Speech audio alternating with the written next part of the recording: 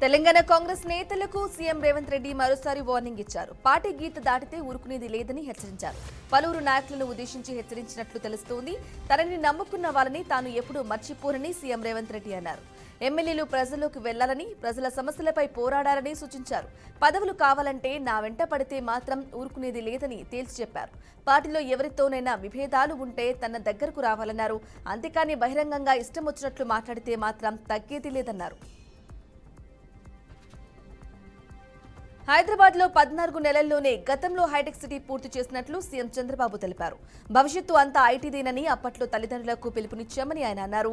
Startup కంపెనీల కోసం వి launch pad 2025 ని చంద్రబాబు ఆవిష్కరించారు. అమరావతిలోని విట్ వర్సిటీలో అభివృద్ధి పనులను ప్రారంభిస్తున్నారు. అలాగే అప్పట్లో ఐటీని ప్రమోట్ చేశా, ఇప్పుడు క్వాంటమ్ టెక్నాలజీని ప్రమోట్ చేస్తున్నా. ఒకప్పుడు ప్రభుత్వ అటెండర్ ఉద్యోగానికి కూడా డిమాండ్ ఉండేదని సీఎం అన్నారు. ఇప్పుడు కలెక్టర్ పోస్టు కంటే ఐటీ ఉద్యోగానికే డిమాండ్ ఎక్కువగా ఉందన్నారు. విట్ అమరావతిలో 95% ప్లేస్మెంట్లు వస్తున్నాయని, మీరు ఉద్యోగంలో సంతృప్తి చెందవద్దు, కొత్త సంస్థలు స్థాపించడని ఆయన తెలిపారు. సిలికాన్ వ్యాలీలో కంపెనీల సీఈఓలంతా తెలుగోళ్లు, భారతీయులే అని అన్నారు. ప్రపంచంలో ఎక్కడికి వెళ్లినా భారతీయులు ఉంటారని, అందులో అగ్రస్థానంలో తెలుగువారని ఉంటారని సీఎం చంద్రబాబు అన్నారు. కాంగ్రెస్ పార్టీకి ఉమ్మడి నల్గొండ జిల్లా కంచుకోట అని మంత్రి ఉత్తమ్ కుమార్ రెడ్డి అన్నారు. భవిష్యత్తులోనూ కాంగ్రెస్ ను సమర్థంగా నడిపించే నేతలు ఈ జిల్లాలో ఉన్నారని చెప్పారు. నల్గొండ కలెక్టరేట్ లో అదనపు బ్లాక్ శంకుస్థాపన కార్యక్రమంలో మంత్రి కోమటిరెడ్డి వెంకటరెడ్డితో కలిసి ఆయన పాల్గొన్నారు. జిల్లాను మంత్రి కోమటిరెడ్డి అద్భుతంగా తీర్చిదిద్దుతున్నారని కితాబిచ్చారు. గత బీఆర్ఎస్ ప్రభుత్వం జిల్లాను పూర్తిగా నిర్లక్ష్యం చేసింది. డిండి, ఏదుల ప్రాజెక్టులను కేసీఆర్ 10 ఏళ్ల పాటు పట్టించుకోలేదు. ఎస్ఎల్బీసీ సొరంగం పనులను 10 ఏళ్ల పాటు కేసీఆర్ పట్టించుకోలేదన్నారు. ఈ ప్రభుత్వం మళ్లీ ప్రారంభించిందని, కొన్ని రోజులకే దురదృష్టవశాత్తు ప్రమాదం జరిగిందని తెలిపారు. ఇప్పటికైనా ఎస్ఎల్బీసీని పూర్తి చేసి తీరుతామని, మూసీ పునర్జీవ ప్రాజెక్టుకు నల్గొండ జిల్లా నాయకులం ముక్తాకంఠంతో మద్దతు తెలుపుతున్నట్లు తెలిపారు. తెలంగాణ రాష్ట్ర కొత్త సీఎస్ గా కె రామకృష్ణను నియమిస్తూ సర్కార్ నిర్ణయం తీసుకుంది. ఈ మేరకు ఉత్తర్వులు కూడా జారీ చేసింది. ఈ నేపథ్యంలో నూతన సీఎస్ రామకృష్ణ సీఎం రేవంత్ రెడ్డిని కలిసి మర్యాదపూర్వకంగా కలిశారు. కాగా ఆర్థిక శాఖ పదవిలోనూ ఆయననే అదనపు బాధలతో కొనసాగించనున్నట్లు తెలుస్తోంది. ప్రస్తుతం సీఎస్ శాంతికుమారి ఈ నెల 30న పదవి విరమణ చేస్తున్నందున ఆమె స్థానంలో రామకృష్ణారావు నియమించింది. సీఎస్ శాంతికుమారికి కీలక బాధ్యత అప్పగించారు. డాక్టర్ మర్రి చెన్నారెడ్డి మానవ వనరుల అభివృద్ధి సంస్థ వైస్ చైర్మన్ గా శాంతికుమారి పేరును ప్రభుత్వం ప్రకటించింది. ఇక సీఎస్ పదవి విరమణ తర్వాత ఆమె ఈ బాధ్యతలు స్వీకరించనున్నారు. ఈ మేరకు ప్రభుత్వం తాజాగా ఉత్తర్వులు జారీ చేసింది.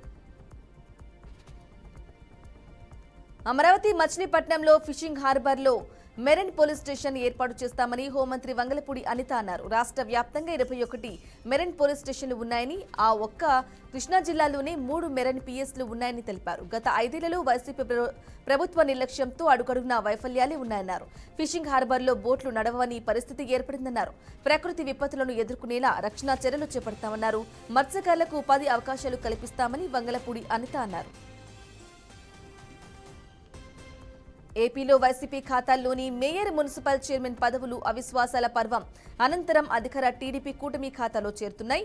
వైసీపీ ఆధీనంలోని కుప్పం, తుని, మాచర్ల మున్సిపల్ చైర్మన్ పదవులతో పాటు విశాఖ, గుంటూరు కార్పొరేషన్ మేయర్ పదవులు సోమవారం జరిగిన ఎన్నికల్లో టీడీపీ హస్తగతమయ్యాయి.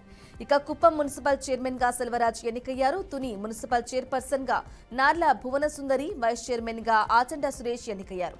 మాచర్ల మున్సిపాలిటీ చైర్మన్ గా షేక్ మదార్ సాహెబ్ ఎన్నికయ్యారు.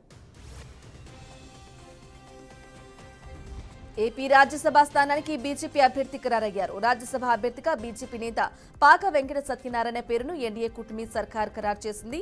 ఇక భీమవరంకు చెందిన సత్యనారాయణ ప్రస్తుతం AP BJP disciplinary committee chairman గా ఉన్నారు. తమిళనాడుకు చెందిన అన్నామలై, ఎంఆర్పీఎస్ నేత మందకృష్ణ మాదిగ పేర్లు రేసులో వినిపించినా చివరకు సత్యనారాయణకు అవకాశం దక్కింది. ఇటీవల విజయసాయిరెడ్డితో రాజీనామాతో రాజ్యసభలో ఓ స్థానం ఖాళీ అయింది. ఏప్రిల్ 30న నామినేషన్ల పరిశీలన ఉండగా మే 2 వరకు ఉపసంహరణకు గడువు ఉంది. కాగా మే 9న ఉదయం 9 గంటల నుంచి సాయంత్రం 4 గంటల వరకు పోలింగ్ జరగనుంది. మే 13వ తేదీతో ఎన్నికల ప్రక్రియ ముగినుంది. జిమ్ లో వర్కౌట్ చేస్తూ ఉండగా బీఆర్ఎస్ వర్కింగ్ ప్రెసిడెంట్ మాజీ మంత్రి కేటీఆర్ గాయపడ్డారు. కొన్ని రోజుల పాటు విశ్రాంతి తీసుకోవాలని వైద్యులు ఆయనకు సూచించారు. ఈ విషయాన్ని కేటీఆర్ తన ఎక్స్ ఖాతాలో పోస్టు చేశారు. వైద్యుల పర్యవేక్షణలో రికవరీ అవుతున్నట్లు తెలిపారు. ఇక త్వరగా కోలుకుని రోజువారీ కార్యక్రమాల్లో పాల్గొనాలని ఆశిస్తున్నట్లు తెలిపారు. దీంతో ఈ విషయం తెలుసుకున్న పలువురు బీఆర్ఎస్ నేతలు, అభిమానులు కేటీఆర్ త్వరగా కోలుకోవాలని ఆకాంక్షిస్తూ పోస్టులు పెడుతున్నారు. దీంతో పలువురు నేతలు కేటీఆర్ ను ఎక్స్ లో పోస్టు పెడుతున్నారు. ఎన్కౌంటర్లో అమాయకులైన గిరిజనుల ప్రాణాలు కోల్పోతున్నారని కేంద్ర ప్రభుత్వం ఛత్తీస్గఢ్ అడవుల్లో రక్తపు ఏరులు పారుస్తుందని స్టేషన్ ఖాన్పూర్ ఎమ్మెల్యే కడియం శ్రీహరి అన్నారు. మావోలు చర్చలకు సిద్ధమని అంటున్న ఎన్కౌంటర్ కొనసాగించడం దుర్మార్గమైన చర్య అని మండిపడ్డారు. టెర్రరిస్టులను, మావోయిస్టులను ఒకే కోణంలో చూడవద్దని, అమాయకులైన గిరిజనులు ప్రాణాలు కోల్పోతున్నారని ఆవేదన వ్యక్తం చేశారు. వెంటనే ఆపరేషన్ కగార్ను నిలిపివేయాలని, తక్షణమే శాంతి చర్చలు జరపాలని డిమాండ్ చేశారు. తెలంగాణలో గ్రూప్ 1 నియామకాలను తాత్కాలికంగా నిలిపివేయాలంటూ హైకోర్టు సింగిల్ బెంచ్ ధర్మాసనం జారీ చేసిన మధ్యంతర ఉత్తర్వులను సవాల్ చేస్తూ టీజీపీఎస్సీ అప్పీలు దాఖలు చేసింది. ఈ పిటిషన్పై సీజే ధర్మాసనం మంగళవారం విచారణ చేపట్టనుంది. గ్రూప్ 1 నియామకాల్లో అక్రమాలు చోటు చేసుకుంటున్నాయంటూ కొందరు అభ్యర్థులు హైకోర్టును ఆశ్రయించారు. మెయిన్స్ పరీక్షల మూల్యాంకనం సరిగా చేయలేదని, పరీక్ష కేంద్రాల కేటాయింపులోనూ నిబంధనలు పాటించలేదని పిటిషనర్లు పేర్కొన్నారు. దీనిపై ఇటీవల విచారణ చేపట్టిన జస్టిస్ నామవరపు రాజేశ్వరరావు ధర్మాసనం నియామకాలు తాత్కాలికంగా నిలిపివేయాలని మధ్యంతర ఉత్తర్వులు జారీ చేశారు. ధృవపత్రాల పరిశీలన చేసుకునేందుకు అవకాశం కల్పించారు. ఈ ఉత్తర్వులను సవాల్ చేస్తూ సీజే ధర్మాసనంలో టీజీపీఎస్సీ పిటిషన్ దాఖలు చేసింది. ఎమ్మెల్యేగా కడప అభివృద్ధికి కట్టుబడి ఉన్నానని మాధవిరెడ్డి అన్నారు. బుగ్గవంకను ప్రక్షాళన చేస్తున్నామని, శుద్ధీకరణ కూడా చేస్తామన్నారు. జిల్లాలో పూర్తిగా గంజాయిని నిర్మూలిస్తామన్నారు. ఎంఎస్ఎంఈ పార్క్ కడపలోనే ఉంటుందని ముఖ్యమంత్రి హామీ ఇచ్చారని తెలిపారు. ఐటీ హబ్కు 10 ఎకరాలు ప్రభుత్వం కేటాయించిందని మాధవిరెడ్డి చెప్పారు. మన కడప స్వచ్ఛ కడప కార్యక్రమంలో కలిసికట్టుగా పనిచేద్దామని ఆమె అన్నారు. యువతకు ఉద్యోగ అవకాశాలను కృషి చేస్తున్నామని తెలిపారు. జిల్లా అభివృద్ధిలో కొప్పర్తి పారిశ్రామిక వాడ తలమానికంగా ఉంటుందని ఎమ్మెల్యే మాధవిరెడ్డి అన్నారు.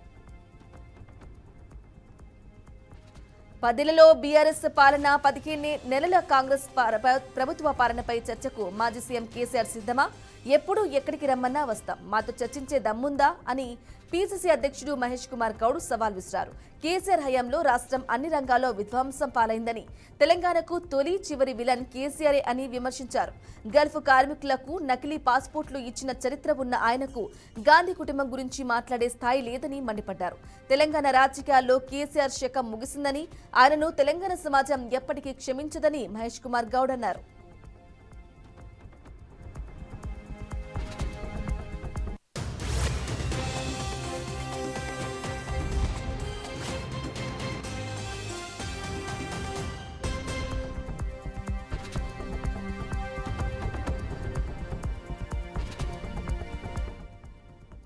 హైదరాబాద్ హిమాయత్ నగర్ లో దారుణం చోటు చేసుకుంది. దోమలగూడ పీఎస్ పరిధిలో హిమాయత్ నగర్ పంజాబ్ నేషనల్ బ్యాంక్ భవనం లిఫ్ట్ లో ఓ వ్యక్తి దారుణ హత్యకు గురయ్యారు. గుర్తు తెలియని దుండగులు బాధితుని హత్య చేశారు. అనంతరం బ్యాంక్ లిఫ్ట్ లో పడేసి వెళ్లారు. ఇక హత్యపై సమాచారం అందుకున్న సెంట్రల్ జోన్ డీసీపీ శిల్పవల్లి ఘటనా స్థలానికి చేరుకున్నారు. క్లోజ్ టీంతో ఆధారాల్ని సేకరిస్తున్నారు. చిత్తూరు జిల్లాలోని మిడ్ డే మీల్స్ కార్మికులు కలెక్టరేట్ ఎదుట ధర్నా చేపట్టారు. ఈ కార్యక్రమంలో మధ్యాహ్న భోజన కార్మికులు అధిక సంఖ్యలో పాల్గొని ధర్నా నిర్వహించారు. స్కూల్లో మధ్యాహ్నం భోజనం తయారు చేసే కార్మికులకు కనీస వేతనం 18,000 రూపాయలు చెల్లించాలని ఆరోపించారు. ప్రభుత్వ గుర్తింపు కార్డులు అందించి వంట గ్యాస్ కొనుగోలులో సగం ధరకే సబ్సిడీని అమలు చేయాలని ప్రభుత్వాన్ని కోరారు. మిడ్ డే మీల్స్ కార్మికులకు, స్లీపర్లకు జీతాలను తక్షణమే ప్రభుత్వం చెల్లించాలని కోరుతూ కలెక్టరేట్ ఎదుట డిమాండ్ చేశారు. అదానీ హైడ్రో పవర్ ప్రాజెక్టు నిర్ణయాన్ని వెనక్కు తీసుకోవాలని గిరిజన ప్రజలు ఆరోపించారు. విజయనగరం జిల్లా మారిక గిరిజన గ్రామ ప్రజలు రెవెన్యూ కార్యాలయం వద్ద ఆందోళన చేశారు. భూములను, ఇళ్లను, బడిని, గుడిని వదులుకునే ప్రసక్తే లేదని, అదానీ పవర్ ప్లాంట్ నిర్ణయాన్ని వెంటనే వదులుకోవాలని డిమాండ్ చేశారు. కేంద్ర, రాష్ట్ర ప్రభుత్వాలకు అదానీ మీద ఉన్న శ్రద్ధ గిరిజనులపై లేకపోవడం అన్యాయమన్నారు.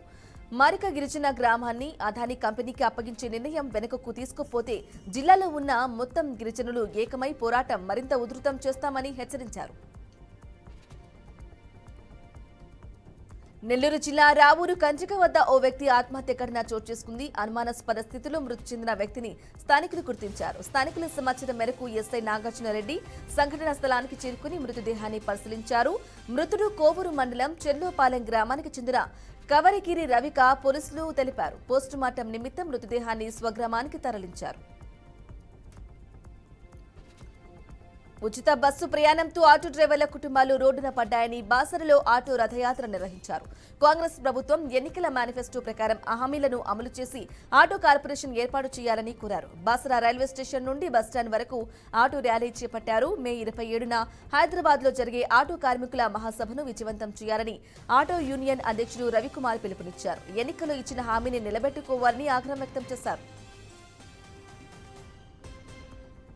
శ్రీ సత్యసాయి జిల్లా పుట్టపర్తి కలెక్టరేట్ లో ప్రజా సమస్యల పరిష్కార వేదిక నిర్వహించారు.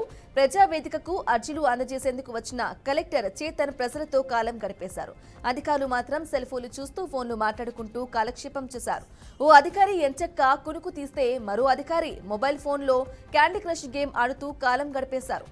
కలెక్టర్ ఎదురుగానే ఉన్న అధికారులు ఇలా కాలక్షేపం చేస్తూ ఉండడం చూసి ఫిర్యాదుదారులు అవాక్కయ్యారు. వారానికి ఒకరోజు నిర్వహించే ప్రజా వేదికకు అధికారులు ఇలా కాలక్షేపం చేస్తూ కార్యక్రమాన్ని మమ అనిపించడంపై అర్జీదారులు విమర్శలు వ్యక్తం చేశారు. ఖమ్మం జిల్లా సత్తిపల్లిలో భూభారతి చట్టంపై రైతులకు అవగాహన సదస్సు నిర్వహించారు. ఈ కార్యక్రమానికి జిల్లా కలెక్టర్ ముజామిల్ ఖాన్, ఎమ్మెల్యే రాగమయ్యి ముఖ్య అతిథులుగా హాజరయ్యారు. పేదల బతుకులు మార్చే పథకం భూభారతి అని, ఇందిరమ్మ రాజ్యం వచ్చిందని, ధరణిని బంగాళాఖాతంలో కలిపారన్నారు. పేద రైతుకు సంబంధించిన భూమి భద్రతగా ఉండాలి అంటూ అసెంబ్లీలో చర్చలు జరుపుకుని భూభారతిని తెచ్చామని తెలిపారు. కర్నూలు జిల్లా ధనాపురం గ్రామంలో త్రాగునీరు డ్రైనేజీ సమస్యలపై ఎస్సీ కాలనీ వాసులు ఆందోళన చేపట్టారు. ఎంతో కాలంగా ప్రజాప్రతినిధులకు అధికారులకు మొరపెట్టుకున్నా ఫలితం లేదని వాపోయారు. నీళ్లు రాకపోవడంతో గత్యంతరం లేక రోడ్లపైకి రావాల్సి వచ్చిందని గ్రామస్తులు ఆవేదన వ్యక్తం చేశారు. త్రాగునీరు పైప్లైన్ ఏర్పాటు చేయాలని, డ్రైనేజీలను శుభ్రం చేయాలని డీఎస్ఎఫ్ అధ్యక్షుడు ఉదయ్ సబ్ కలెక్టర్కు వినతి పత్రం అందజేశారు. కడప జిల్లా వేంపల్లిలోని సచివాలయ ఉద్యోగులు ఆందోళన చేపట్టారు. 2 నెలలుగా జీతాలు అందలేదని ఆవేదన వ్యక్తం చేశారు.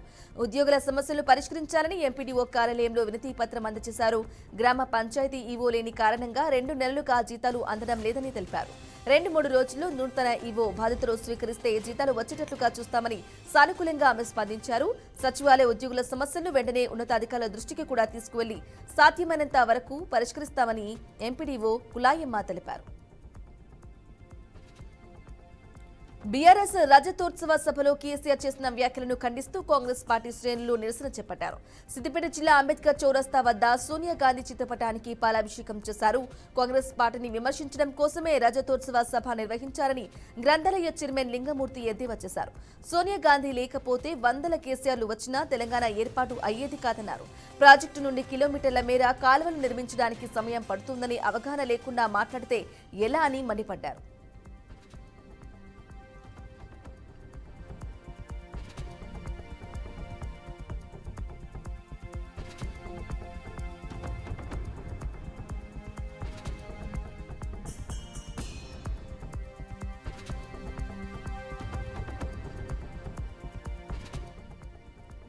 నాగర్ కర్నూలు జిల్లా వెల్లండ మండలం చోతరపల్లిలో ఇందిరమ్మ ఇళ్ల కోసం గొడవ చోటు చేసుకుంది. ఇండ్లు ఉన్న వారికి ఇందిరమ్మ ఇండ్లు కేటాయించారని లబ్ధిదారులు ఆవేదన వ్యక్తం చేశారు. అధికార పార్టీ కార్యకర్తలకే లిస్టులో పేర్లు రాయిస్తున్నారని బాధితులు తెలిపారు. అర్హులైన లబ్ధిదారులకు కేటాయింపులో స్థానిక కాంగ్రెస్ నాయకులు తమ సొంత పార్టీ కార్యకర్తలకే ఇండ్లు ఇప్పిస్తున్నారని లబ్ధిదారులు వాపోతున్నారు. తమకు న్యాయం చేయాలంటూ బాధితులు ఆవేదన వ్యక్తం చేశారు. ఛత్తీస్గఢ్లోని కరేకుట సరిహద్దు గ్రామాల్లో టెన్షన్ వాతావరణం నెలకొంది. కరేకుటలో 7 రోజు భద్రతా బలగాలు కూంబింగ్ ఆపరేషన్ నిర్వహిస్తూ మావోయిస్టుల కోసం జల్లెడ పడుతున్నాయి. భద్రతా బలగాలు కరేకుటపై బాంబుల వర్షం కురిపిస్తూ హెలికాప్టర్లతో కాల్పులు జరుపుతున్నారు. కూంబింగ్ ఆపరేషన్లో భారీ సంఖ్యలో మావోయిస్టులు హతమైనట్లు సమాచారం. మరోవైపు ఎండ తీవ్రతతో పలువురు జవాన్లకు అస్వస్థతకు గురయ్యారు. రాష్ట్ర సిఐడి విభాగంలో హోంగార్డు పోస్టుల భర్తీకి నోటిఫికేషన్ జారీ అయింది. మొత్తం 28 హోంగార్డులు పోస్టులున్నాయి. మే 1 నుంచి 15వ తేదీ వరకు మహిళలు, పురుషుల నుంచి దరఖాస్తులు స్వీకరించనున్నారు. ఇంటర్ అర్హతతో 18 ఏళ్ల నుంచి 50 ఏళ్ల వయస్సు ఉన్న ఈ పోస్టులకు అప్లై చేసుకోవచ్చు. ఇక అభ్యర్థులకు ఖచ్చితంగా కంప్యూటర్ పరిజ్ఞానం ఉండాలి. డ్రైవింగ్ లైసెన్స్ కూడా కలిగి ఉండాలని నోటిఫికేషన్లో వెల్లడైంది. apcid.gov.in ద్వారా దరఖాస్తులు చేయాలని పేర్కొన్నారు. మరింత సమాచారం కోసం ఆఫీసు సమయంలో 9440700860కు సంప్రదించవచ్చని APCID విభాగం అధికారులు పేర్కొన్నారు. తెలంగాణలో మరోసారి ఈడీ సోదాలు తీవ్ర కలకలం రేపాయి. భూదాన్ భూములు, మహేశ్వరం భూముల వ్యవహారంలో ఈడీ అధికారులు సోదాలు చేపట్టారు. పాత బస్తీలోని పలువురు ఇళ్లలో సోదాలు నిర్వహించారు. భూదాన్ భూములను అక్రమంగా లేఅవుట్ చేసి మునవర్ ఖాన్, ఖదిర్ ఉన్నీసా అనే వ్యక్తులు అమ్మకాలు జరిపారు. దాదాపు 100 ఎకరాల భూమిని విక్రయించినట్లు అధికారులు తెలిపారు. ఈ నేపథ్యంలో ఈడీ అధికారులు రంగంలోకి దిగి పాత బస్తీలో సోదాలు చేపట్టారు. అధిక వడ్డీ ఆశ చూపి ఓ సంస్థ ఘరానా మోసం చేసిన ఘటన కర్నూలు జిల్లాలో ఆలస్యంగా వెలుగులోకి వచ్చింది. ఈ సంస్థ దేశవ్యాప్తంగా 270 కోట్లకు పైగా డిపాజిట్లు సేకరిస్తే కేవలం కర్నూలు జిల్లా నుంచే దాదాపు 70 కోట్లకు పైగా ఉన్నట్లు తెలుస్తోంది. ఎన్నికల సమయంలో కంపెనీ అకౌంట్ బ్లాక్ చేశారంటూ ఆ సంస్థ చేతులెత్తేసింది. దీంతో బాధితులు లబోదిబోమంటున్నారు. డిపాజిట్లు సేకరించి మోసం చేశారంటూ శ్రేయ ఇన్ఫా మార్కెటింగ్ ప్రైవేట్ లిమిటెడ్ కంపెనీపై ఓ వ్యక్తి ఫిర్యాదుతో కర్నూలు 3 టౌన్ పోలీసులు కేసు నమోదు చేశారు. పాల్కా ఉగ్రదాడి నేపథ్యంలో కేంద్ర హోంమంత్రి అమిత్ షా అన్ని రాష్ట్రాలకు కీలక ఆదేశాలు జారీ చేశారు. తమ రాష్ట్రంలో పాక్ దేశస్తులను గుర్తించి వెనక్కి పంపాలని ఆదేశించారు. ఈ విషయంపై ఆయా రాష్ట్రాల సీఎంలకు ఫోన్ చేశారు. ఇప్పటికే పాకిస్తానీలు వీసాలను రద్దు చేసినట్లు తెలిపారు. హైదరాబాద్లో 215 మందికి పైగా పాకిస్తానీలు ఉన్నట్లు పోలీసులు గుర్తించారు. దీంతో హై అలర్ట్ ప్రకటించి వారిని వెనక్కి పంపేందుకు పోలీసులు చర్యలు చేపట్టారు. ఢిల్లీలోని రాష్ట్రపతి భవన్లో పద్మ అవార్డుల ప్రదానం అట్టహాసంగా ప్రారంభమైంది. ఈ వేడుకలో ప్రధాని మోదీ, కేంద్ర మంత్రులు అమిత్ షా, శివరాజ్ సింగ్ చౌహాన్ హాజరయ్యారు. రాష్ట్రపతి ద్రౌపది ముర్ము చేతుల మీదుగా గ్రహీతలు అవార్డులు అందుకున్నారు. ప్రముఖ నటులు నందమూరి బాలకృష్ణ, అజిత్, డాక్టర్ నాగేశ్వరరెడ్డి పద్మభూషణ్ అవార్డులు అందుకున్నారు. ఈ అవార్డుల వేడుకకు బాలయ్య తెలుగుదనం ఉట్టిపడేలా పంచకట్టులో హాజరయ్యారు. కాగా 2025 గణతంత్ర దినోత్సవం సందర్భంగా జనవరి 25న పద్మ పురస్కారాలను కేంద్ర ప్రభుత్వం ప్రకటించింది. మొత్తంగా 139 మందికి ఈ అవార్డులు వరించాయి. అందులో 113 పద్మశ్రీ, 19 పద్మభూషణ్, 7 పద్మ విభూషణ్ పురస్కారాలు ఉన్నాయి. గుజరాత్పై రాజస్థాన్ గ్రాండ్ విక్టరీ సాధించింది. కళ్ల ముందు కొండంత లక్ష్యం ఉన్నప్పటికీ ఏమాత్రం బెదరకుండా గుజరాత్ బౌలర్లను ఉతికి పారేసి అద్భుతమైన విజయం సాధించారు రాజస్థాన్ బ్యాటర్లు. తొలుత బ్యాటింగ్ చేసిన గుజరాత్ నిర్ణీత 20 ఓవర్లలో 209 పరుగుల భారీ లక్ష్యాన్ని రాజస్థాన్ ముందు ఉంచింది. అనంతరం బరిలోకి దిగిన రాజస్థాన్ బ్యాటర్ వైభవ్ సూర్యవంశీ వచ్చి రాగానే గుజరాత్ బౌలర్లను ఓ ఆట ఆడుకున్నాడు. వరుస 4లు, 6లు బాదుతూ బౌలర్లకు చుక్కలు చూపించాడు.